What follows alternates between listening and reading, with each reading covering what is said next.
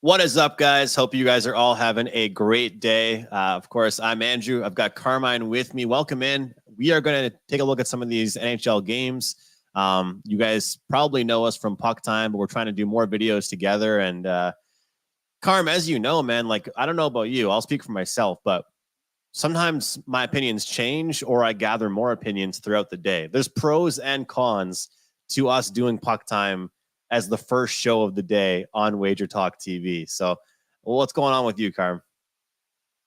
Not much, man. After the show, did a bunch of homework for tomorrow and this coming weekend, and really looking forward to it. Not much going on from the soccer end of it today, so I ran out and got a quick oil change, first oil change on my vehicle, man. On the new vehicle that I got when I won the first quarter of the Circa Millions, and then I get a letter from the quickly because I know we got to talk some hockey. I get a letter from the insurance company. Call this company and get a alarm system set up or a tracking system set up. It's absolutely free. Or if your vehicle gets stolen, we're going to charge you $500 more on the insurance because apparently my vehicle is one of the most popular vehicles getting stolen both north and south of the border. So it's always great to hear news like Yeah. that.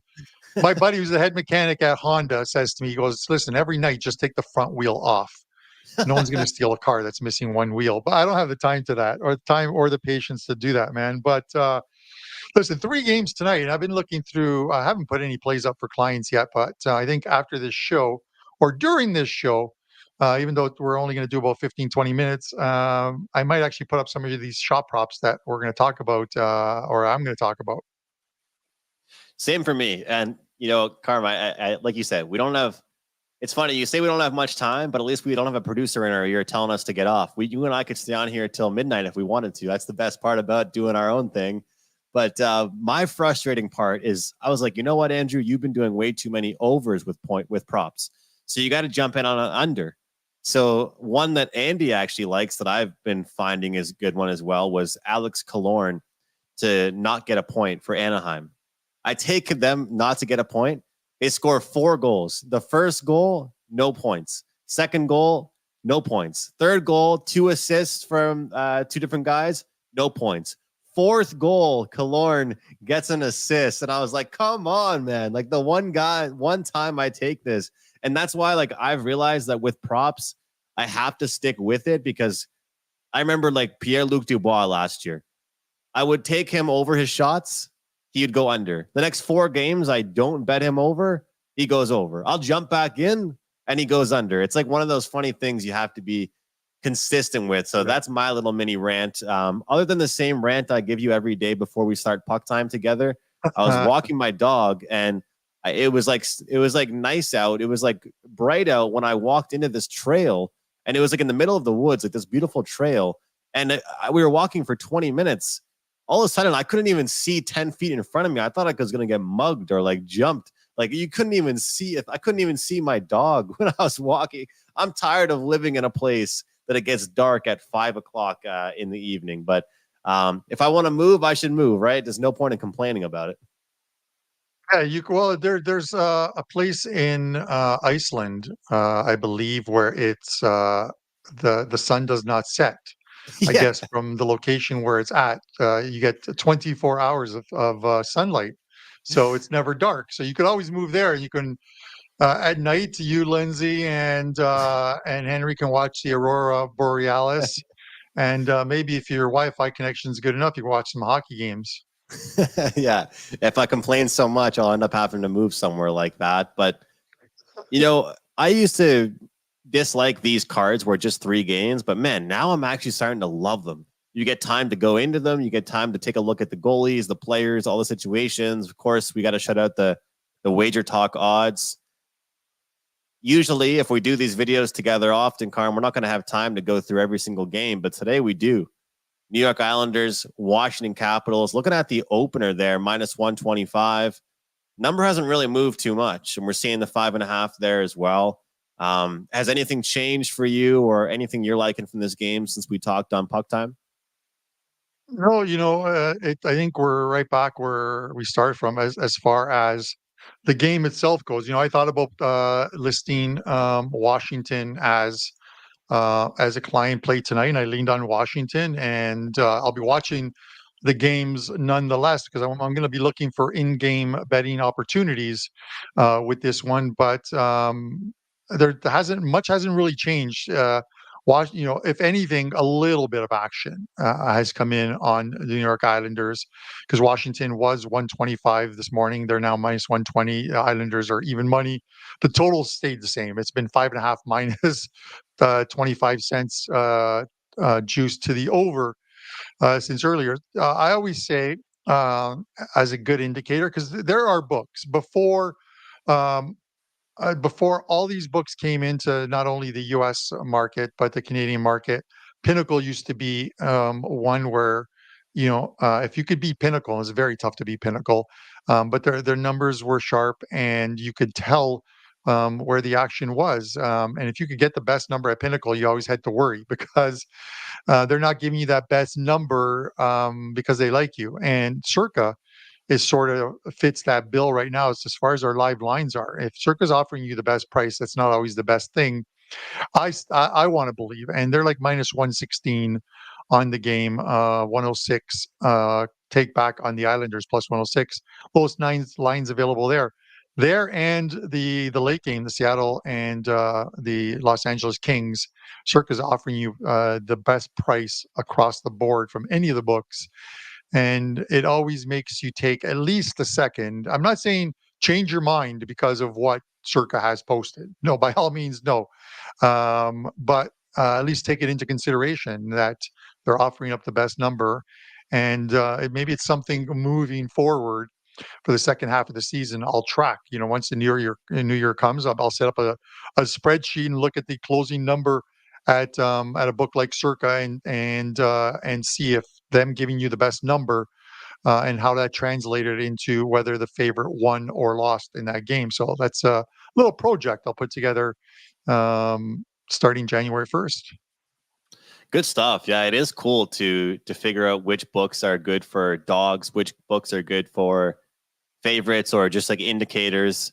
And that's the thing is, I'm bad for releasing plays overnight. Like I don't really release plays super early to clients, but I always take a look. I like taking a peek before I go to sleep the night before at what the odds are to see what type of movement there's been. And I mean, we did the CFL show together all summer. Remember the CLV didn't mean a thing. Like the team that was getting all the love was the team that was losing every week. So it just depends on which team it is and which sport. Today, they were talking about it on Wager Talk today, I think, about the bowl games. Like nobody knows which way this line is going that way. It's not really meaning anything right now. Yeah, well, the bowl games are, and I know it's a hockey show, but the bowl games are near impossible to bet them a week in advance. It is just because so many players are entering into the portal. So many players are not going to be playing because they're going into the draft. They don't want to get injured. It's a meaningless game. We love bowl games. We think bowl games are great because we're betting on them. For the players, especially the ones who can be going into the NFL next season or into the NFL draft, it's an extra game where they could get injured, where they get nothing for it. So all of a sudden, you look at some teams like Ohio State and all these guys that are missing for them or entering transfer portals. It's just unbettable. You bet it on game day because on game day, whether you want the number or not to what the actual thing is. The only thing, as far as the NHL overnight betting, Andrew, the ones I tend to put out are totals in which I know are going to change. If I think a 6 is going to become a 6.5, or vice versa, a 6.5 is going to become a 6 because I like the under.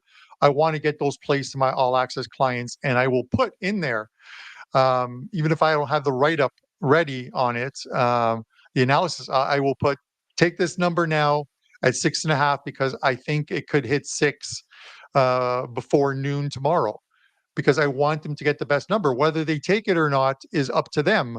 But if they wait till the next day and then they get it at 6, they're losing out on a half a goal in the NHL, especially with 4-2 games being a popular thing. You miss out on taking a 6.5 when you and end up with a 6. It's just you're better off passing at that point. Yeah, especially with those unders. Like I don't like taking unders really unless I'm getting a 6.5 because the empty net goals, the late game goals, there's so many of them that end up coming through. Carm, for me, on the show today, I really liked the first period over, and I haven't been much of a first period better this year because those first periods can be so frustrating, right? Like when you have no goals in the first and then all of a sudden a bunch of in the second and third, and you just feel like an idiot because you're like, why didn't I just bet the full game over? But just based on the Islanders' second half back to back and the fact that they gave up so many chances yesterday, but the game wasn't too high scoring. But also Washington, to me, as much as they're not a crazy high scoring team, this seems like the kind of spot that they take advantage of teams. And, sometimes you see that number that just seems a little bit tricky to you. Like, not like whenever you see a price that you think like, why is that the way it is? Usually there's a reason for it. And you mentioned Circa, like based on how New York is playing right now, I think they're 5-2, their last 7, something like that. They've only lost 3 games, their last 10. And yet they're dogs here, right? And Washington is a team that a lot of people think that are going to start to regress, but they're the favorites in this game. And I think it's definitely a situational spot.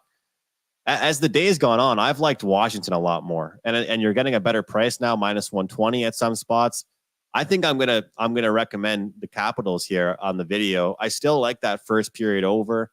I think you can still get minus 130, but yeah, I think I like the Capitals here because I believe that the New York Islanders have sacrificed defense to become a better offensive team. They aren't that same defensive team, and I think it's hurt them a little bit defensively. So the Capitals can probably try and make them pay with that. No, I think you're right. If you look at obviously the scheduling, you've got the Isles on the second of a back-to-back. They've played 4 games in the last 6 days. Yeah. Yeah, in the last 6 days. So it's a little tough for them going, obviously going on the road, but going from New York to Washington isn't that big a trip. Like it's the same, it's similar to what I said about the LA Kings this morning, going from like San Jose back home to LA. It's like a 1-hour flight if you take that optional skate in the morning. It's like you said of what they're sacrificing in order to play the type of hockey that they're playing. Sometimes you can overreact to things. You can look at the Washington Capitals going in and playing Carolina in Carolina super tough and then winning that game 2-1 in OT. Impressive win. But sometimes teams don't follow up an impressive win with another win, especially a team like Washington that we believe isn't going to have a great year. They're going to win sporadically. I mean, you look at it and you look at Ovechkin, the guy's got like 5 goals in 23 games thus far for this team. He's not scoring at the clip he was scoring at, or they hoped he was scoring at. And regardless of what Prez said today, they're not going to move Ovechkin. He's going to want to stay in Washington. I don't think he's the type of guy that says, I've got 1 year left, 2 years left in my legs. I want to go to a team at the trade deadline that can make the playoffs and win another Stanley Cup, because he's already got his cup. So he's I think satisfied. it's starting with the team. Yeah, I think he's satisfied starting with the team, finishing with the team. So let me ask you this, because we'll talk about like in-game betting. The total's at 5.5 here. If we go 10 minutes of this game without a goal, that total is going to be 5, juice to the under, or maybe juice to the over. Any longer than that, and you could very easily see a 4.5 pop up. If you see a 4.5 pop up, do you take the over? Figuring that Well, from that point forward, 2 goals each, and that 4.5 is a winner. because I'm on the first period over, I hope we can't get a 4.5.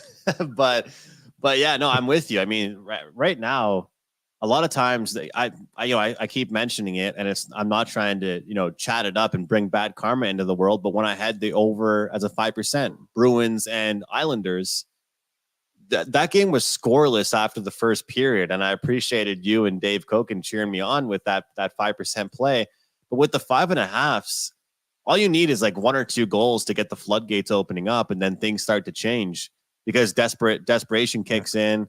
If you get any period to have 3 goals, I think you win it, right? If you get a 3-goal, you get 2 goals in the third period, and then you're waiting for that empty netter to knock on the door. So 5 goals, and you know what? You're right, Carm. Like realistically, I don't like to double dip, but at the same time, like if you get that 4.5, and the funny thing is, if we don't get a goal in the first 9 to 10 minutes of the first period, you're going to be looking at somewhat of a 4.5 at a steeper price. Then with 8 minutes, 7 minutes to go, it doesn't take long for those prices to come down. Yeah, and it's because the total starting at 5.5. So you can easily talk about a 4.5. If it was a 6.5, you would see a 5.5. So I can see it. You look at the Islanders, and you talked about the 3-goal period. Yesterday I'm on the Islanders and the Oilers over 6.5. The Islanders have 2 power play goals. The Islanders have a shorthanded goal. That's how they got their 3 goals. 3 goals in the second period. And all it took, Edmonton had a 5-on-3 for a full minute. These are the power plays. These are the times within a game that are going to help decide which way this game is going to go.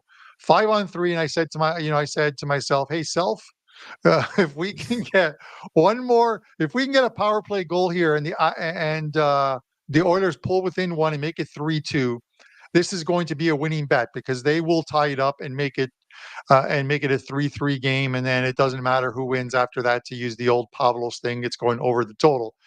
But they just couldn't do it, and the Islanders have the worst penalty killing in the NHL this season, and the Oilers went 0-4 on the power play.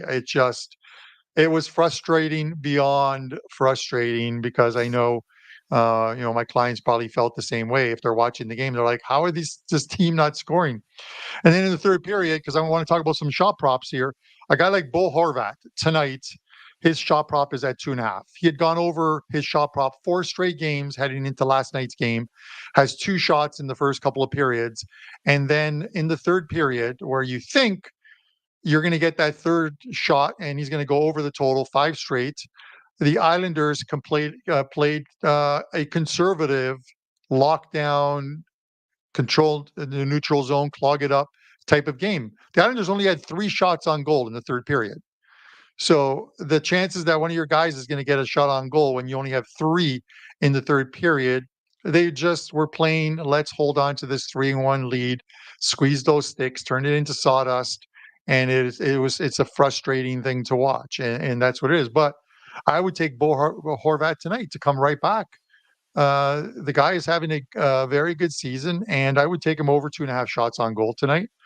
Another one, because the Islanders are the second most. Let me just bring this up for a second, Andrew. The Islanders allow the second most shots on goal behind the San Jose Sharks. The Sharks allow 36.13 shots on goal per game. The New York Islanders allow 35.55 shots on goal per game. So you look at shot props, you look at teams that are playing against them, and maybe they're a little, we don't know, maybe they're a little leg weary tonight. We'll find out right away in this game. But guys like Ovechkin, he's gone over his number 3 straight times. He's always at 3.5. Will always be at 3.5. You can get him at low vig. Tom Wilson, 3 of the last 4 games, he's gone over the number. He's at 2.5. So if you think Washington's going to win, or you think Washington is going to dictate the pace and get a lot of shots on goal, then against a team that allows a lot, kind of like the Oilers had a lot of shots on goal yesterday, then you take players from the team that they're playing against, and more times than not, you're going to hit those. So I think those are ones that I'll probably load up as 1 or 2% plays, so clients have something to do or follow along. Ovechkin, Tom Wilson, and Bo Horvat are probably going to be like 1 or 2% plays, and I'll load them shortly. I like it. And that Bo Horvat one, you've talked about Barzell this year as well.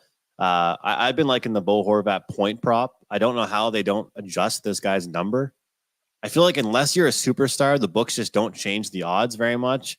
One that I had my eye on was John Carlson for the Capitals. His number is around even money for the under 2.5 shots on goal, and he's hit that in 8 of 10 games. And I know that, it's interesting because you mentioned the Islanders, and it's so crazy because they're a team. You think of the Islanders, you think of shutdown hockey, you think of defensive play, but like you said, their defensive ranking is not very good. Shots on goal allowed, shot attempts allowed, all these numbers, they're the bottom of the barrel. So I understand that might be a tough one to take an under, but maybe because of that has something to do with the price I'm getting here, Carm. I mean, you're going to give me a guy that's gone under his shot total in 8 of his last 10 games at around even money. Even though his opponent gives up a ton of shots, I still kind of like that one. And then Brock Nelson for the New York Islanders. One thing I've noticed with the Islanders, they're very top heavy. Like, I'm not saying they don't have any depth, but when you're betting shots on goal props, you're either betting Brock Nelson, Bo Horvat, or Matthew Barzal. It's one of those 3 guys that usually has a good day. I like Anders Lee. I don't really want to count on him. The good old former Leaf, Pierre Engvall. I'm not betting on that guy. A couple of these guys. There's like Horvat, Barzal, and then Brock Nelson is somebody that I want to look at towards their props. But Ovechkin's numbers are just so juiced, right? You don't want to bet Ovechkin because it's 135, 140, and it's still 4 shots you have to get to win. Yeah. Yeah. I think and our numbers come from, like DK, because DK is the first one to put up that puts up shot props. Last year, I have to believe, if you could find someone at DK that would give you the numbers, I would say if they were getting beat on anything, it was on shot props within everything that's offered, because their shot props have changed between last year and this year. The guys are getting juiced a little quicker.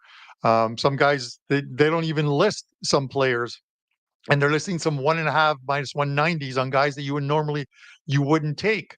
They're making it a lot tougher because last year, and this is, maybe one of the things that I need to adjust, because last year I did extremely well on shot props. I think I was 30% of my almost 100% unit gain last year in the NHL were shot props, because I was taking advantage of the streaks. Guys like Brian Rust, if you remember, guys like Frank Vetrano. We were getting great prices on these guys because great price is minus 125. And you might think, I laying that kind of vig on a shot prop. No, you want to avoid laying the 150, 160. You're going to have to lay those numbers, because shot props normally come with like that 30 or 40% vig, unfortunately, on that split line. You look at some of the goalie save props, and it's like minus 120 on the save props either way.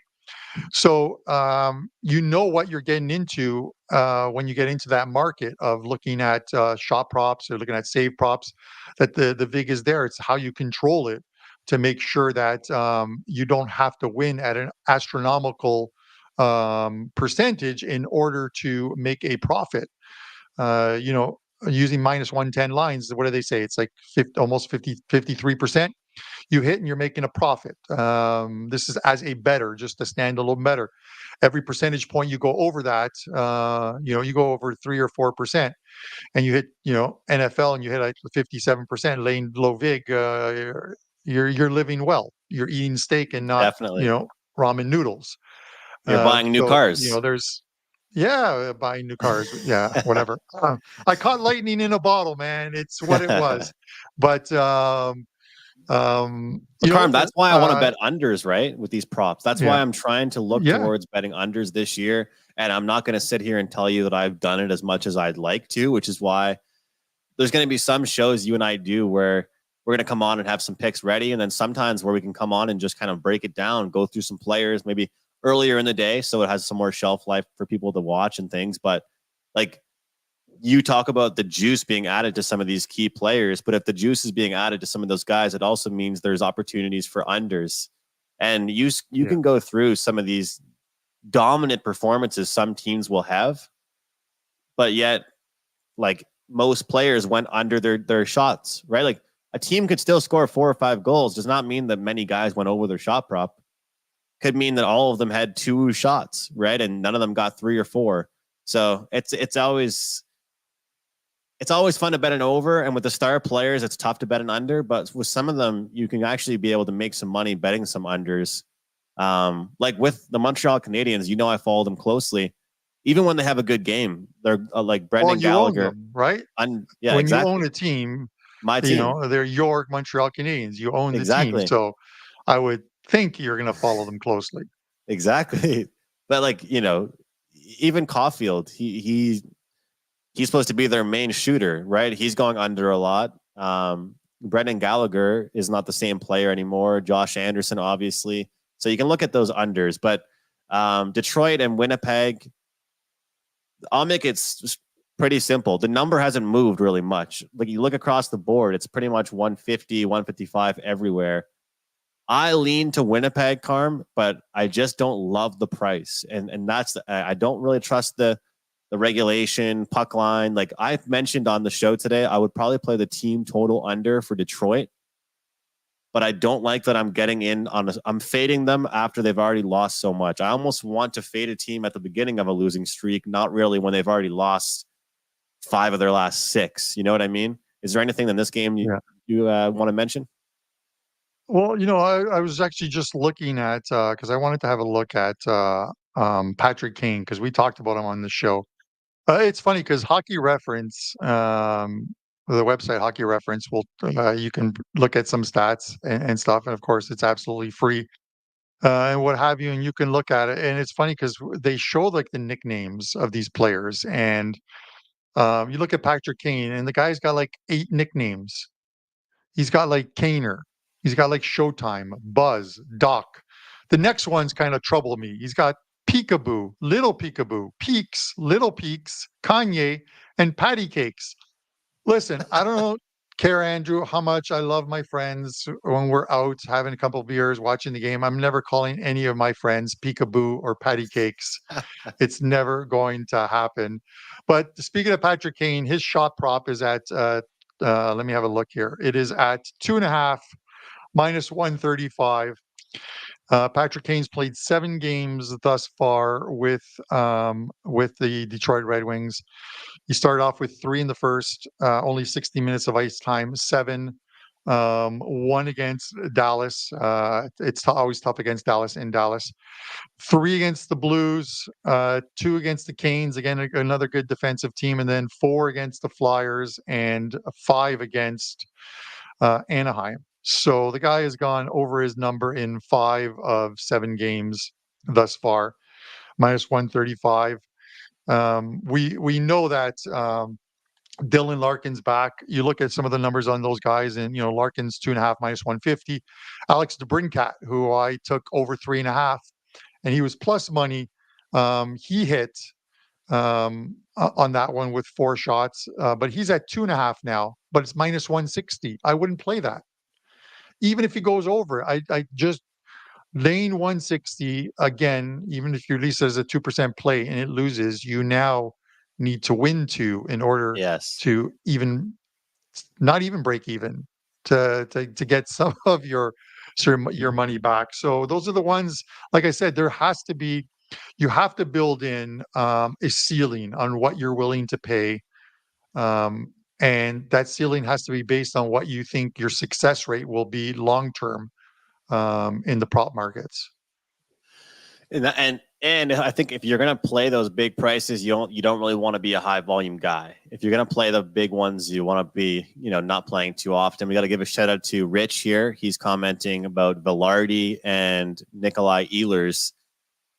That knee on knee that I think it was Ryan Strome or Dylan. Yeah, Ryan Strome on Kyle Connor.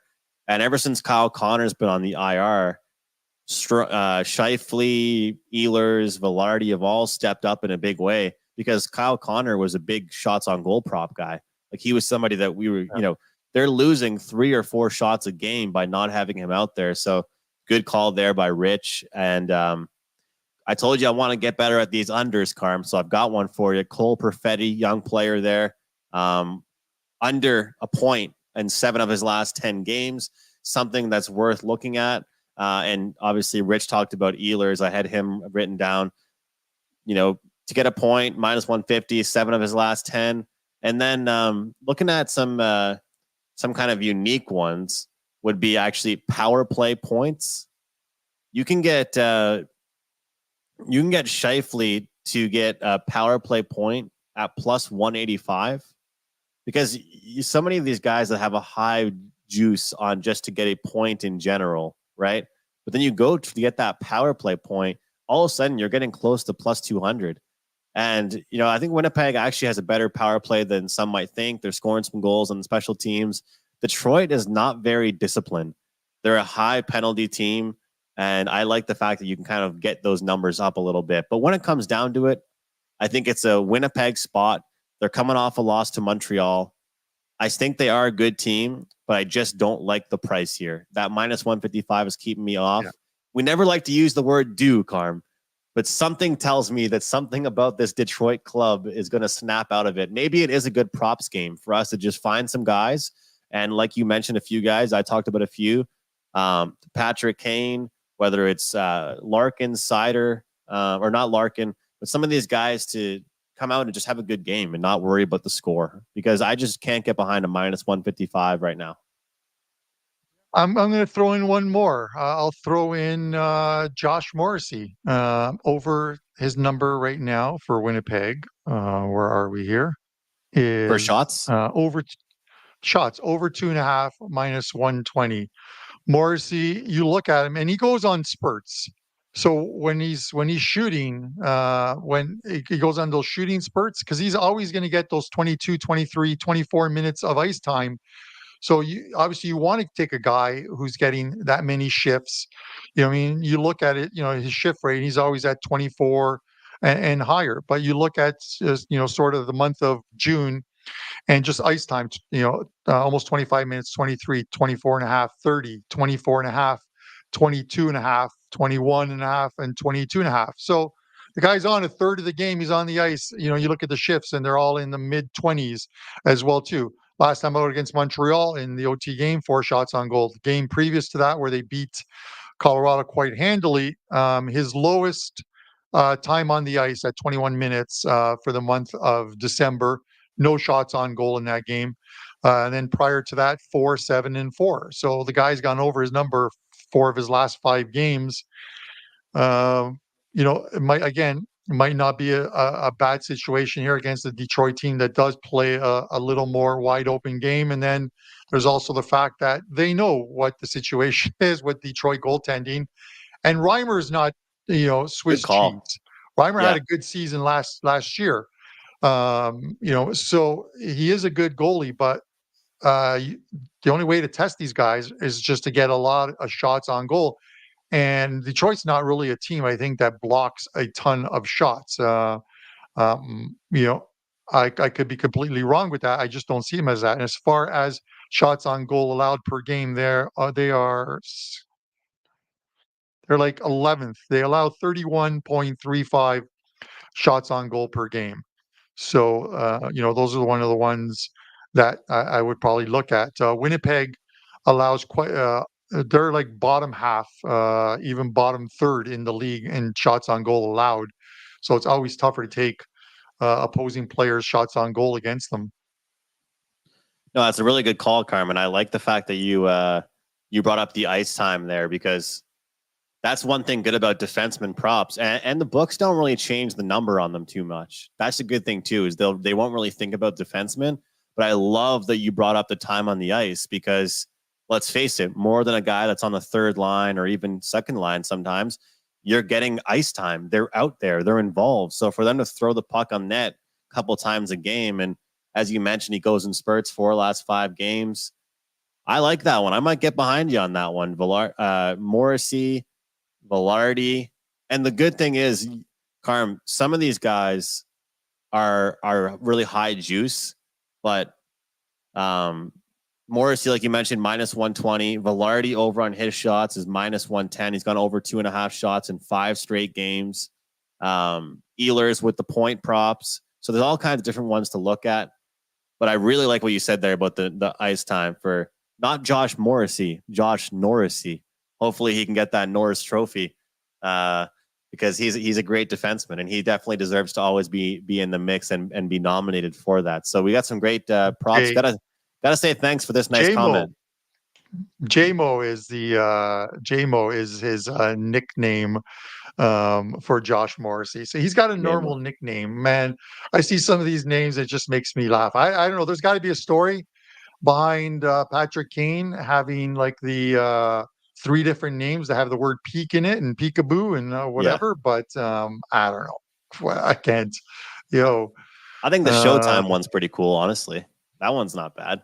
so yeah, Showtime's good because the guy in during his stellar years was Showtime, Patrick Kane, right? So the guy, we'll see what they get for they get. So like I said, they were like 1-5-1 their last 7 games. Detroit needs they need something. You know what I mean? Like I thought, what if Detroit wins? You like to do this, where you're like you almost correlate the total to the team that you like. And if you like Winnipeg, then I think you have to like the under. And if you like Detroit, Mhm. you have to like the over in this game. It's 6.5. If the Wings win, it's going to be because they outscored somebody.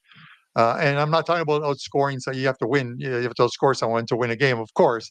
But Yeah, what I like a mean is shootout. You when I mean like a talk lot about of outscoring, you're winning like a 4-3, 5-3 type of game in order to win, because that's how they were winning games earlier in the season.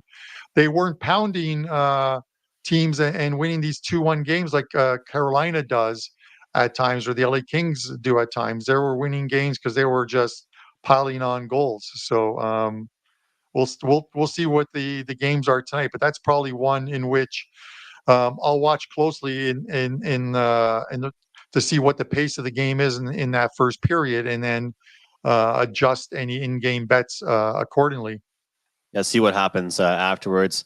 Um, I don't really have much for the Seattle and LA one. Anything else to add? Really, we talked pretty heavily about these two games. Is there anything that you wanted to mention before we head out?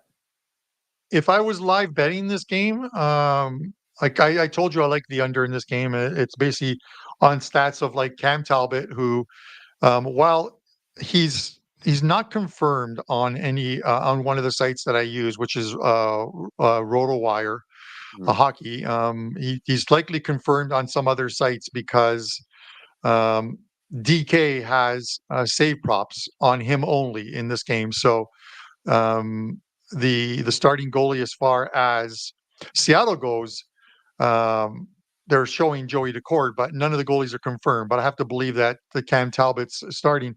And like I said, his last 14 games with him starting, the under is 12-2, which is an extremely profitable number. Now, again, we mentioned on today's show about jumping on a streak at the wrong time towards the end of it. Does this game go over? Well, Yeah. the game on the weekend between these two finished 3-2 in a shootout with the Kings winning.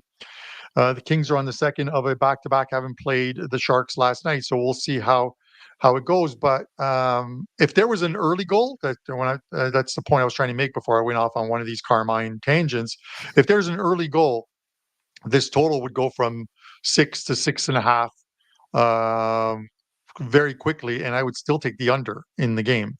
So as long as you're not paying big on it, if I get 6.5 and with an early goal, when I talk about early goal, I mean like one in the first 5 minutes. If there's a goal in the first 5 minutes, this total goes to 6.5.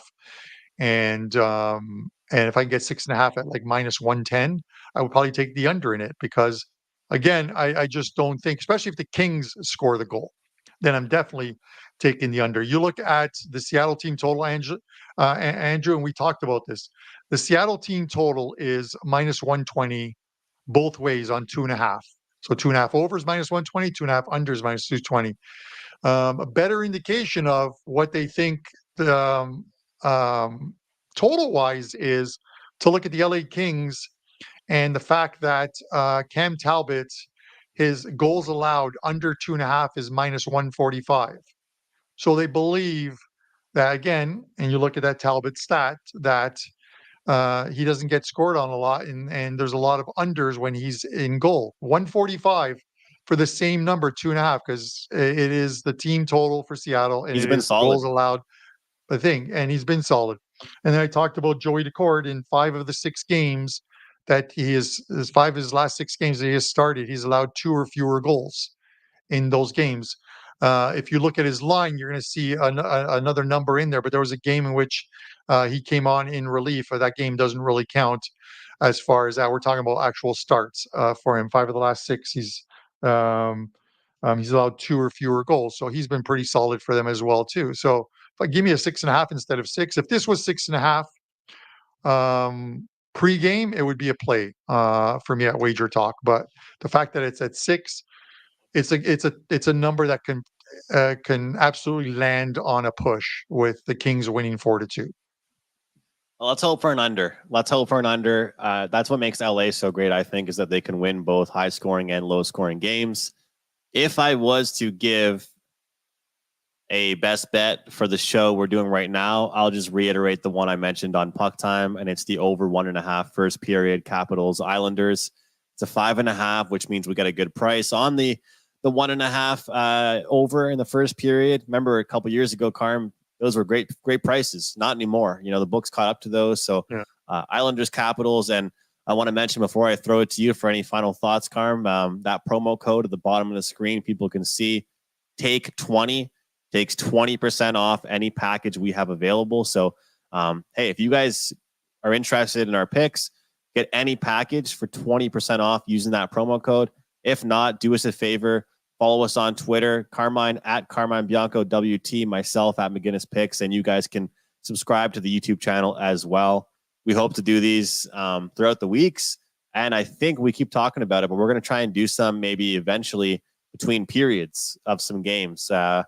Whenever we figure out a night that one of us are not out and about, because both of us are social people and like to go do stuff, but when we're both home and watching games, maybe we'll log on for 15 minutes and talk about the games between periods. But any closing thoughts before we call it a show, Carm? No, that's about it. It's a small card. I'm looking forward to tomorrow's show because there's a bunch of games. Brian Leonard, and this is one of the things I like about Brian Leonard on our Thursday shows, because we talk about doing our research, guys, in advance. We don't just get up in the morning, throw a little bit of cold water on our faces, brush our teeth, and then we go live and just talk about the games. There's research that goes into it on the games just to give you leans that may not actually turn out to be any client plays, but to give you leans, because we know that when you guys are tuning in and watching these shows and we give out a lean on a game, you very well could go out and bet it. If we don't like a game, we're going to tell you it's not going to make my card, and unless you put a gun to my head, this is what I would take. But Brian messages me at it's like 1:00 Vegas time, which was like 4:00 this afternoon, because I normally pick the games. I'm the one who picks the 3 games on the show. Brian messages me and says, "Listen, I've got a lot of stuff I need to do tonight, but I want to do all my research for tomorrow's 3 games. Can you let me know which 3 games we're covering?" And I sent him the 3 games and then listed it in our Slack channel, and and he thanked me for it. He is doing research on all the games, whether they make his card or not. He's making sure that he's coming on the show tomorrow and giving us actionable info. He's ready. And this is the thing about Wager Talk across our platform. That's why we say subscribe to the channel, that it's important. You know what I mean? It's great for analytics for us, and on YouTube, but we're at like 137,000 and growing on the channel, I believe. And I would love nothing better than by the time we're doing this show at the end of 2024, that we have, like a 250,000 followers or subscribers on the YouTube channel. It would be absolutely great for us. And personally, I'd be happy to get to 500 subscribers on my channel. So that's my goal for 2024, for a personal goal. So hopefully I can get there for this YouTube channel as well. But we appreciate it. And yeah, I love that you mentioned that about Brian, because he's always prepared.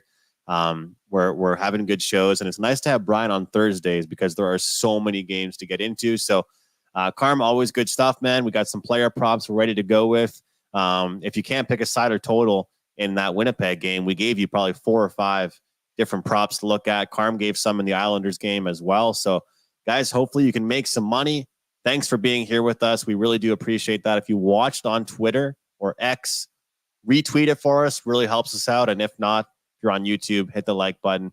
Show us some love. Make sure you follow Carmine on Twitter at Carmine Bianco WT. Myself, you can see on the screen at McGinnis Picks.